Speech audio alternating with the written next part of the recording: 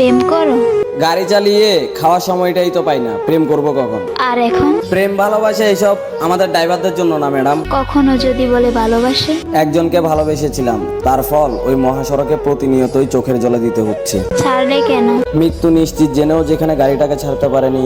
আর আপনি কিভাবে ভাবলেন ভালোবাসার মানুষটাকে ছেড়ে দিব? কারণ ছাড়াই? কারণ একটাই ছিল, পেশায় আমি ড্রাইভার। রাখতে জানো না?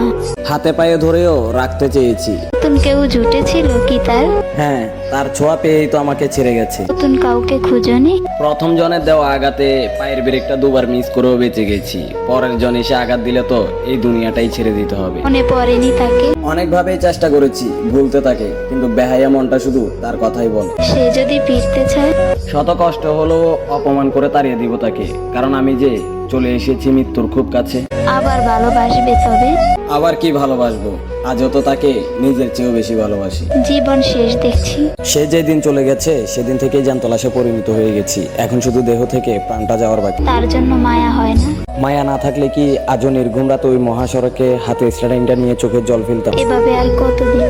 অচিনপুরে না জমাচ্ছি পারি যতদিন। কাছে পেতে ইচ্ছে করে না? ড্রাইভারদের সব ইচ্ছা পূরণ হয় না।